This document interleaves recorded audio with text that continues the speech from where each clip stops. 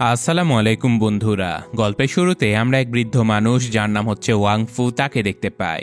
সে আমাদের দর্শক মনে করে আমাদের বলছিল যে সে নাকি 3টে জাদুকরী রত্নের মালিক। এই রত্নগুলোর নাম হচ্ছে মাইকুলাস। এগুলো অত্যন্ত শক্তিশালী। আর এই 3টে রত্নের মধ্যে সবচেয়ে শক্তিশালী রত্নটার নাম হলো বাটারফ্লাই জেমস্টোন, যা কোনো মানুষের মধ্যে অশুভ শক্তি খুঁজে বের করতে পারলে তার ভেতরে প্রবেশ করে অল্প সময়ের মধ্যে তাকে একটা দানবে পরিণত করে ফেলে। আর এই বাটারফ্লাই জেমস্টোনের অশুভ শক্তির মোকাবেলা করতে পারে শুধুমাত্র লেডিবাগ আর কেটনোহর নামের 2টা জেমস্টোন। কিন্তু সমস্যা হলো লেডিবাগ আর কেটনোহর একে অপরের শত্রু ছিল, তাই এরা সব সময় একে অপরের সাথে লড়াই করত। তো পরের সিনে আমরা প্যারিস শহর দেখতে পাই, যেখানে ম্যারিনেট নামের একটা মেয়ে তার বাবা মার সঙ্গে বসবাস করত। ম্যারিনেটের বাবা ছিল একটা বেকারি দোকানের মালিক। সে খুবই সুস্বাদু খাবার তৈরি করতে পারত, কিন্তু ম্যারিনেট ছিল খুবই লাজুক, যার কারণে তার কলেজে কোনো বন্ধুই ছিল না। যখন ম্যারিনেট কলেজে যাচ্ছিল তখন তার বাবা তাকে কলেজে নামিয়ে দেওয়ার কথা বলে, কিন্তু ম্যারিনেট সরাসরি তার বাবাকে নিষেধ করে দেয়, কারণ সে চায় না যে তার সহপাঠীরা জানতে পারুক তার বাবার একটা বেকারি দোকান আছে। ম্যারিনেট আসলে ভয় পেত যে তার সহপাঠীরা হয়তো তাকে নিয়ে মজা করতে পারে। এরপর ম্যারিনেটের মা সেখানে চলে আসে আর ম্যারিনেটকে রান্নাঘরে নিয়ে গিয়ে তিনি বোঝায় যে অন্যরা তার সম্পর্কে কি ভাবছে এসব নিয়ে চিন্তা করার কোনো প্রয়োজনই নেই। এরপর ম্যারিনেট কলেজের উদ্দেশ্যে রওনা দেয়, কিন্তু পুরো পথ জুড়ে সে শুধু নিজের চিন্তায় হারিয়েছিল। যখন ম্যারিনেট কলেজে পৌঁছায় তখন নিনো নামের একটা ছেলে সামনে থেকে দৌড়ে আসতে গিয়ে ম্যারিনেটের সাথে ধাক্কা খায়, যার ফলে ম্যারিনেট সামান্য ভারসাম্য হারিয়ে ফেলে আর ফ্লোই নামের একটা মেয়ের সাথে ধাক্কা খেয়ে যায়। এতে করে ফ্লোইর দামি সোয়েটারের উপরে কফি পড়ে যায় আর সোয়েটারটা নষ্ট হয়ে যায়। এটা দেখে ফ্লোই প্রচণ্ড রেগে যায় আর ম্যারিনেটকে মারতে চলে যায়, কিন্তু তার আগে সেখানে উপস্থিত আলিয়া নামের একটা মেয়ে ফ্লোইর ভিডিও করতে শুরু করে। এই কারণে ফ্লোইকে বাধ্য হয়ে ম্যারিনেটকে কিছু না বলেই চলে যেতে হয়। সে এমনভাবে আচরণ করতে থাকে যেন সে ম্যারিনেটের অনেক ভালো বন্ধু। ফ্লোই চলে যাবার পরে ম্যারিনেট আলিয়াকে ধন্যবাদ জানায় আর এভাবেই তারা দুজন প্রথমবারের মতো ভালো বন্ধু হয়ে ওঠে। কলেজে ম্যারিনেট যাই করুক না কেন তার সব কিছুতেই কোনো না কোনো সমস্যা হতো, কিন্তু আলিয়া সবসময় তার পাশে থেকে তাকে বিভিন্নভাবে সাহায্য করত। আলিয়া ম্যারিনেটকে বিভিন্ন প্রতিযোগিতায় অংশগ্রহণ করতে বললেও তাতে কোনো লাভ হতো না, কারণ একের পর এক সকল প্রতিযোগিতায় ম্যারিনেট ব্যর্থ হয়। তো কলেজ ছাত্রীরা তাকে নিয়ে মজা করতে থাকে, যা দেখে ম্যারিনেট খুবই কষ্ট পেত।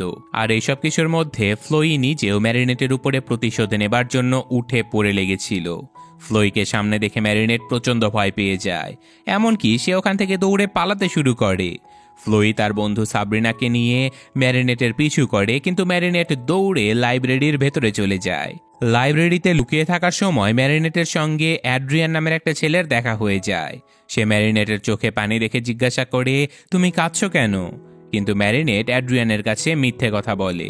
এরপর অ্যাড্রিয়ান ম্যারিনেটকে উপেক্ষা করে বই পড়তে শুরু করে, আর ওদিকে ম্যারিনেট লুকিয়ে লুকিয়ে অ্যাড্রিয়ানের দিকে তাকাতে থাকে, কারণ সে মনের অজান্তেই অ্যাড্রিয়ানকে পছন্দ করতে শুরু করে। হঠাৎ করে ম্যারিনেটের ধাক্কায় একটা টেবিল পড়ে যায় আর লাইব্রেরির বইগুলো তার উপরে পড়ে যেতে থাকে, যা দেখে সে তো আবারও লজ্জিত হয়ে পড়ে। অ্যাড্রিয়ান এটা দেখে ম্যারিনেটের দিকে এগিয়ে আসে তাকে সাহায্য করতে।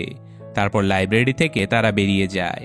এর পরের সিনে আমরা অ্যাড্রিয়ানের বাবাকে দেখি, যে হলো এই শহরের সবচেয়ে বড় ফ্যাশন ডিজাইনার আর একজন ধনী ব্যক্তি। এখানে আমরা জানতে পারি যে কয়েক বছর আগে অ্যাড্রিয়ানের মা মারা গিয়েছিল, যার ফলে অ্যাড্রিয়ানের বাবা একেবারে একা হয়ে গেছে। তার বেশিরভাগ সময় কাজের মধ্যেই কাটে। এই কারণেই তিনি অ্যাড্রিয়ানকে সময় দিতে পারেন না, এমনকি তাকে তার বাবার ভালোবাসাটাও তিনি দিতে পারেননি। যার ফলে অ্যাড্রিয়ান সবসময় একা আর দুঃখী অনুভব করত, কারণ মায়ের মৃত্যুর পরে এই পৃথিবীতে তার দেখভাল করার মতো কেউ ছিল না, আর সে তার মাকে ভীষণ মিস করত। বাবার অবহেলার কারণে অ্যাড্রিয়ান তার বাবার প্রতি প্রচণ্ড রেগে থাকে।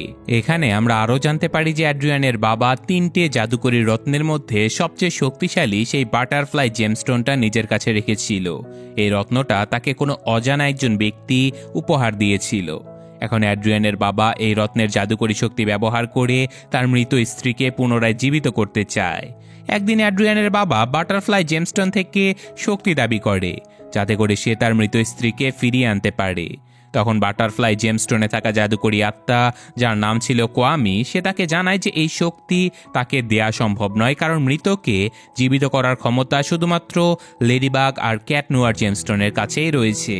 এই দুই জেমস্টোন কেবল তখনই আসে যখন পৃথিবী ধ্বংসের মুখে পড়ে বা কোনো বিশাল বিপদের সম্মুখীন হয় এই পৃথিবী। অ্যাড্রিয়ানের বাবা আত্মাটার কথা শুনে সিদ্ধান্ত নেয় যে তিনি পুরো বিশ্বকে ধ্বংসের আগুনে ঠেলে দেবে, কারণ সে তার স্ত্রীকে অসম্ভব ভালোবাসত। স্ত্রীকে ফিরে পেতে যে কোনো কিছু করতে তিনি রাজি। আর তাছাড়াও বাটারফ্লাই জেমস্টোন তো তার কাছে ছিল, যেটা ছিল রত্নগুলোর মধ্যে সবচেয়ে শক্তিশালী আর ভয়াবহ।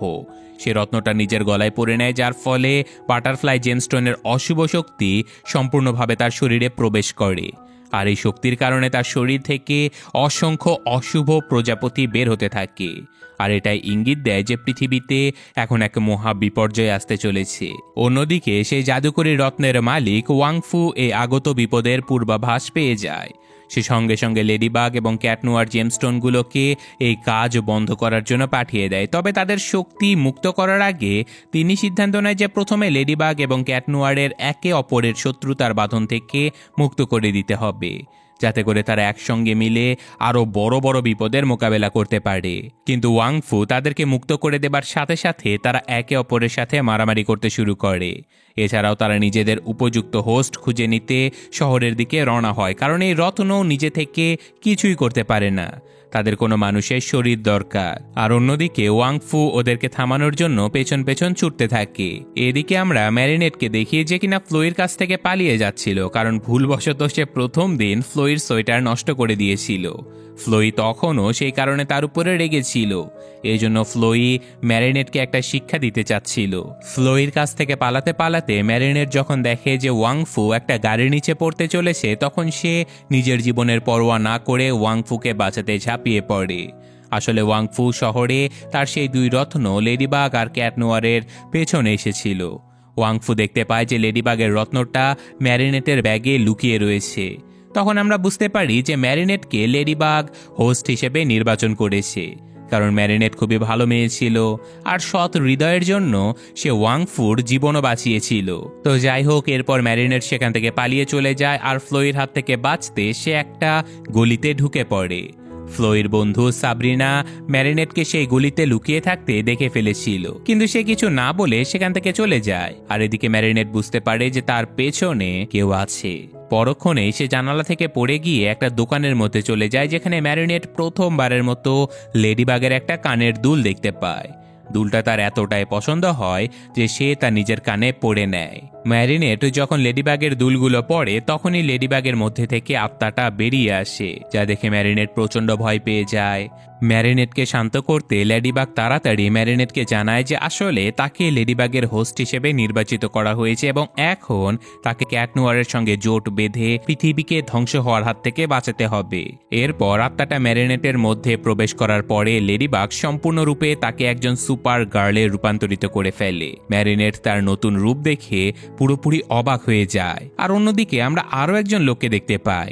লোকটা আসলে একটা মেয়েকে প্রেমের প্রস্তাব দিচ্ছিল, কিন্তু মেয়েটা তার প্রস্তাব সঙ্গে সঙ্গে প্রত্যাখ্যান করে দেয়। আর এই জন্য লোকটা প্রচণ্ড রেগে যায়। লোকটার মধ্যকার এই রাগ আর দুঃখের সুযোগ নিয়ে বাটারফ্লাই জেমস্টোন থেকে একটা অশুভ প্রজাপতি সেই মানুষটার শরীরের মধ্যে প্রবেশ করে আর তাকে একটা বিশাল দানবে পরিণত করে দেয়। এরপর আমরা অ্যাড্রিয়ানকে দেখতে পাই, যাকে ক্যাটনোয়ার জেমস্টোন নিজের হোস্ট হিসেবে নির্বাচন করেছে। অ্যাড্রিয়ান তো ক্যাটনোয়ারে পরিণত হওয়াতে খুবই খুশি ছিল। এদিকে ম্যারিনেট লেডিবাগের আত্মাটার অনুরোধে তাদের আসন্ন বিপদের মোকাবেলা করতে একটা গির্জাতে চলে যায়। সেখানে ম্যারিনেটের সাথে দেখা হয় ক্যাটনোয়ারের। ম্যারিনেট তার হঠাৎই পাওয়া শক্তিটা ব্যবহার করতে পারত না, এই জন্য সে গির্জায় ক্যাটনোয়ারের সঙ্গে আপন মনে বসে গল্প করতে থাকে। এরপর অ্যাড্রিয়ান আর ম্যারিনেটকে লেডিবাগ আর ক্যাটনোয়ার প্রথমবারের মতো একে অপরের সঙ্গে দেখা করিয়ে দেয়। তবে তারা একে অপরকে চিনতে পারে না, কারণ তাদের রূপ পরিবর্তন হয়ে গিয়েছে। এদিকে অ্যাড্রিয়ান ম্যারিনেটের সামনে তার শক্তি নিয়ে প্রশংসা শুরু করে দেয়। কিছু সময় পর সেই অচেনা লোকটা একটা বিশাল দানবের রূপ নিয়ে এখানে চলে আসে, যে লোকটা কিছুক্ষণ আগে বাটারফ্লাই জেমস্টোন থেকে অশুভ প্রজাপতির দ্বারা আক্রান্ত হয়েছিল। সে দানবটা তাদের উপরে আক্রমণ করতে শুরু করে দেয়। আর ক্যাটনোয়ার একা একা দানবটার সঙ্গে লড়াই করে নিজের শক্তি জহির করতে চায়, কিন্তু দানবটা এতটাই শক্তিশালী ছিল যে ক্যাট নোয়ার একা একা দানবটাকে পরাজিত করতেই পারছিল না।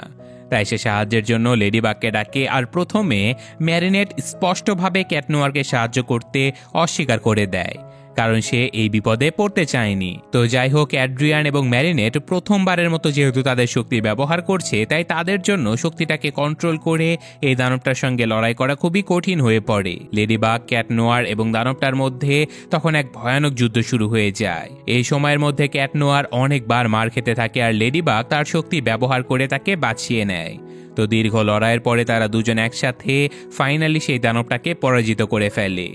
আর যখনই দানবটা মারা যায়, তখন লোকটার শরীর থেকে একটা হলুদ প্রজাপতি বেরিয়ে আকাশে উড়ে যায়। এদিকে লেডিবাগ ক্যাট নোয়ারের জীবন বাঁচানোর কারণে ক্যাট নোয়ার লেডিবাগকে পছন্দ করতে শুরু করে, কিন্তু লেডিবাগ তো ক্যাট নোয়ারকে পছন্দ করছে না, কারণ তাদের দুজনের ঝামেলা তো আগে থেকেই ছিল। তো যাই হোক, ক্যাট নোয়ার আর লেডিবাগ যখন ভাবছিল যে এই দানবটার সঙ্গে আর কি ঘটবে, তখনই সেখানে ওয়াংফু চলে আসে এবং তিনি অ্যাড্রিয়ান এবং ম্যারিনেটকে জানায় যে তারা এই শক্তিটা পেয়েছে ডেথ নামের একজন শক্তিশালী ভিলেনের মুখোমুখি হওয়ার জন্য, কারণ পৃথিবীকে ধ্বংস হওয়া থেকে একমাত্র তারাই এখন রক্ষা করতে পারবে। ওয়াংফু তাদেরকে জানায় যে লেডিবাগের কাছে কোনো কিছু সৃষ্টি করার শক্তি রয়েছে, আর ক্যাট নোয়ারের কাছে রয়েছে ধ্বংস করার শক্তি। তাদের এই দুজনের শক্তি একসঙ্গে হলে তারা ডেথকে পরাজিত করতে পারবে। এইসব কথা বলার পরে হঠাৎ করে ওয়াংফু সেখান থেকে অদৃশ্য হয়ে যায়। এরপর লেডিবাগ অর্থাৎ ম্যারিনেট তার বাড়িতে ফিরে আসে। ক্যাট নোয়ার নিজেও তার বাড়িতে ফিরে যায়, কিন্তু সে সারাক্ষণ লেডিবাগের কথা ভাবতে থাকে, কারণ সে লেডিবাগকে অলরেডি ভালোবাসতে শুরু করেছিল। অন্যদিকে ম্যারিনেট আর কখনোই লেডিবাগ হতে চাচ্ছিল না, তাই সে লেডিবাগের সেই রত্নটা জানালা দিয়ে বাইরে ফেলে দেয়। কিছুক্ষণ আগে তার সাথে যা কিছু ঘটেছে সেটাকে সে একটা দুঃস্বপ্ন বলে ধরে নেবার চেষ্টা করে, কিন্তু ম্যারিনেট রত্নটা ফেলে দিলেও সে লেডিবাগের আত্মা থেকে মুক্তি পেতে পারেনি, কারণ তাকে লেডিবাগের জন্যই নির্বাচিত করা হয়েছে। পরের সিনে আমরা অ্যাড্রিয়ানের বাবাকে দেখতে পাই, যাকে বাটারফ্লাই স্টোনটা জানায় যে জেমস স্টোনের অনুসারীরা তার শক্তির অপব্যবহার করছে, মানুষকে বিপদে ফেলছে আর এই পৃথিবীকে ধ্বংসের দিকে ঠেলে দিচ্ছে। কিন্তু অ্যাড্রিয়ানের বাবা আত্মাটার এত কিছু বলার পরেও তার কোনো কথাই শোনে না। সে শুধুমাত্র অ্যাড্রিয়ানের মাকে আবারও ফিরিয়ে আনার জন্য যে কোনো মূল্য দিতে প্রস্তুত।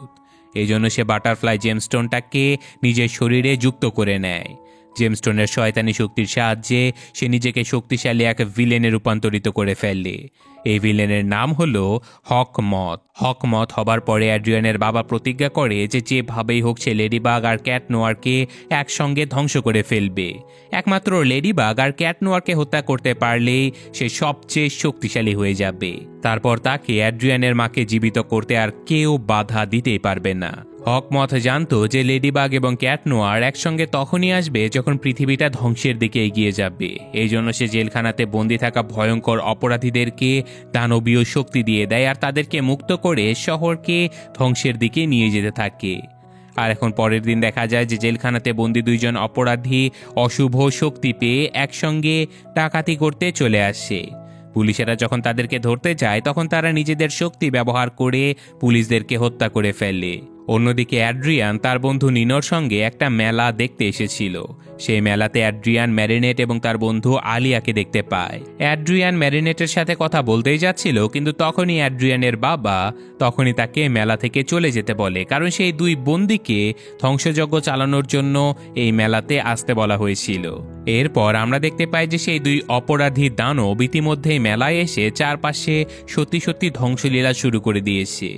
মানুষেরা জীবন বাঁচাতে এখানে ওখানে চারিদিকে দৌড়ে বেড়াচ্ছে, আর তখনই ম্যারিনেট এই বিপদের কথা জানতে পারে। সে তাড়াতাড়ি লেডিবাগে রূপান্তরিত হয়ে মানুষের জীবন বাঁচানোর চেষ্টা করে। তো সেই দুই অপরাধী মেলার ভেতরে থাকা বিশাল দোলনা আর রোলার কোস্টার ধ্বংস করতে শুরু করে, যার ফলে অনেক মানুষের জীবন বিপন্ন হয়।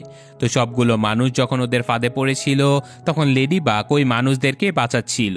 তখনই আবার একটা বড় বেলুন এসে লেডিবাগের উপরে আক্রমণ করে, কিন্তু সেটা লেডিবাগের কোনো ক্ষতি করার আগেই অ্যাড্রিয়ান ক্যাট নোয়ারের রূপে সেখানে উপস্থিত হয় তাকে সাহায্য করতে। সে লেডিবাগকে বেলুনের আক্রমণ থেকে বাঁচিয়ে দেয়। এরপর লেডিবাগ এবং ক্যাট নোয়ার একসঙ্গে ওই দুই অপরাধীর বিরুদ্ধে লড়াই শুরু করে দেয় এবং লড়াইয়ের সময় তারা বুঝতে পারে যে তারা দুজন যখন একসঙ্গে থাকে তখন তাদের শক্তি আরও বেড়ে যায়। এদিকে মেলায় থাকা রোলার কোস্টার আর বড় বেলুনের মধ্যে ওদের কয়েকজন বন্ধু নিনো, আলিয়া, ক্লোই এবং সাবরিনাও ছিল।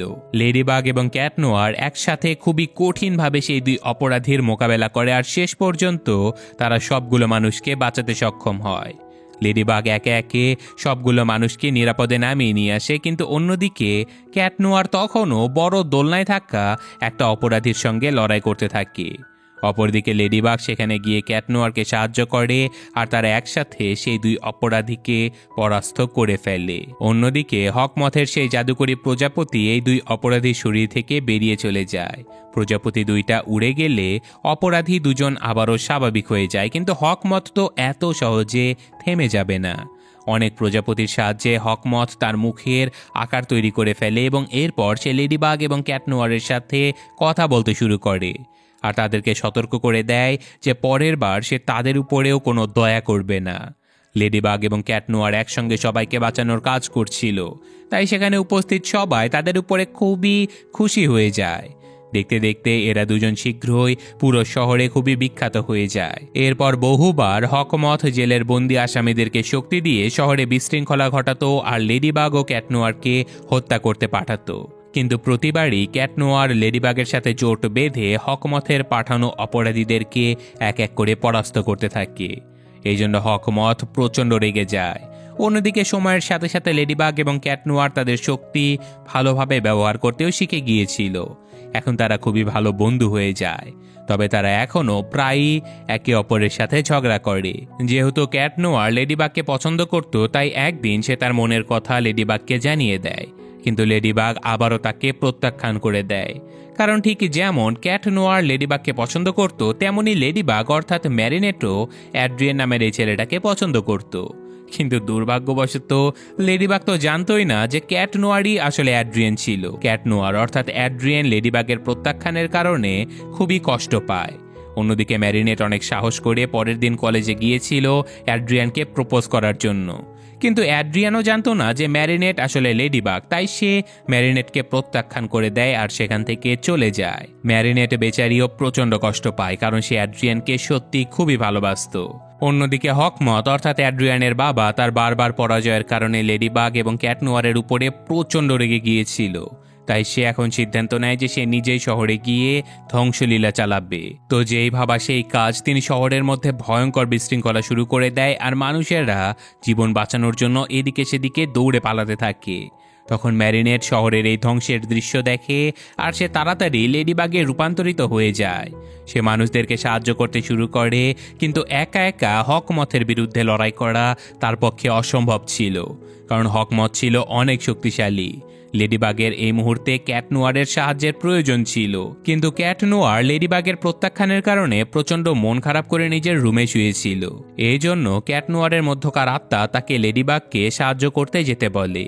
প্রথমে তো সে যেতেই চাচ্ছিল না, কিন্তু শহরের চারপাশে এমন ভয়ঙ্কর ধ্বংসযজ্ঞ দেখে অ্যাড্রিয়ান তাড়াতাড়ি ক্যাট নোয়ারে রূপান্তরিত হয়ে লেডিবাগকে সাহায্য করতে চলে যায়। এদিকে হকমথ শহরের সবচেয়ে উঁচু টাওয়ারে দাঁড়িয়েছিল। ক্যাট নোয়ার তার সাথে লড়াই করতে গেলে হকমথ তাকে খুব খারাপভাবে পরাজিত করে টাওয়ারটাই ভেঙে ফেলে। টাওয়ার ভেঙে যাওয়ার কারণে ক্যাট নোয়ার নিচে পড়ে যায় আর হকমথ ক্যাট নোয়ারকে মারার জন্য নদীর সম্পূর্ণ পানি লাভায় রূপান্তরিত করে ফেলে। কিন্তু লেডিবাগ ক্যাট নোয়ারকে নদী থেকে টেনে বের করে এনে তার জীবন বাঁচায়। ক্যাট নোয়ার তখন অচেতন অবস্থায় ছিল, কিন্তু তখনই সেখানে হকমথ এসে পৌঁছায় আর সে লেডিবাগকে আক্রমণ করে আর লেডিবাগের সেই স্টোনটা ছিনিয়ে নেয় আর তারপর লেডিবাগকে দূরে ছুঁড়ে ফেলে দেয়। লেডিবাগের সেই স্টোনের শক্তিটা অর্জন করার পরে হকমথ আগের চেয়েও অনেক বেশি শক্তিশালী হয়ে ওঠে, আর অন্যদিকে শক্তি হারিয়ে ম্যারিনেট আবারও তার আসল রূপে ফিরে আসে। আর এছাড়াও হকমথ ক্যাট নোয়ারের থেকেও তার শক্তি ছিনিয়ে নিতে শুরু করে। যখন ম্যারিনেট এটা দেখতে পায় তখন সে ক্যাট নোয়ারকে বাঁচানোর চেষ্টা করে। হকমথের শক্তির কারণে ক্যাট নোয়ারের মাস্কের একটা অংশ ছিঁড়ে যায়, যার ফলে ম্যারিনেট এবং হকমথ দুজনেই জানতে পারে যে ক্যাট নোয়ার আসলে অ্যাড্রিয়ান।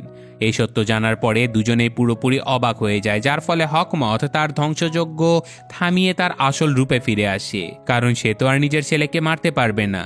আর এই সুযোগে ম্যারিনেট আবারও নিজের শক্তি ফিরে পায় আর সে লেডিবাগ রূপে ফিরে আসে। এদিকে অ্যাড্রিয়ান অবাক হয়ে যায় যে এই শহরের এই ধ্বংসযজ্ঞের পেছনে তার বাবাই দায়ী। অ্যাড্রিয়ানের বাবা সবকিছুর জন্য অ্যাড্রিয়ানের কাছে ক্ষমা চেয়ে নেয় আর সে বলে যে আমি তোমার মাকে এতটাই ভালোবাসি যে সঠিক আর ভুলের ভেদাভেদ না করে আমি পাগল হয়ে ধ্বংসযজ্ঞে মেতেছিলাম। এটা শোনার পরে অ্যাড্রিয়ান তার বাবাকে জড়িয়ে ধরে আর এর মধ্যে ওয়াংফু সেখানে পৌঁছে যায়। অ্যাড্রিয়ানের বাবা তাকে স্টোনটা ফিরিয়ে দেয়, তবে কিছুক্ষণের মধ্যেই শহরের বিশৃঙ্খলা সৃষ্টি করার জন্য তাকে গ্রেফতার করা হয়। এরপর ম্যারিনেট তার ক্ষমতা দিয়ে এই শহরকে আবারও আগের মতো ঠিকঠাক করে দেয়। তো যাই হোক, ফাইনালি আমরা দেখতে পাই যে অ্যাড্রিয়ান ম্যারিনেটের বাড়িতে এসেছে। সেখানে একটা পার্টির আয়োজন করা হয়েছিল, যেখানে ম্যারিনেট অ্যাড্রিয়ানকে সত্য কথাটা বলে দেয় যে সেই আসলে লেডিবাগ। অ্যাড্রিয়ান এটা জানতে পেরে এতটাই খুশি হয় যে এই খুশিটার সাথে সাথে এই সিনেমাটাও এখানেই শেষ হয়ে যায়। তো সিনেমার শেষ দৃশ্যে আমরা দেখতে পাই যে অ্যাড্রিয়ানের বাবা একটা গোপন কক্ষে চলে যায়, যেখানে অ্যাড্রিয়ানের মায়ের মৃতদেহ এখনও সংরক্ষিত করে রাখা হয়েছিল। কিন্তু কেন, সেটা কিন্তু আমাদেরকে জানানো হয় না। হয়তো অ্যাড্রিয়ানের বাবা এখন নতুন করে তার স্ত্রীকে ফিরিয়ে আনার জন্য কোনো প্ল্যান করবে। তো এমনই একটা প্রশ্ন রেখে মুভিটা এখানে শেষ হয়ে যায়। তারপর বলেন কেমন লাগলো গল্পটা, সেটা কমেন্টে অবশ্যই জানাবেন। আমি আজকের মতো বিদায় নিচ্ছি, আল্লাহ হাফেজ।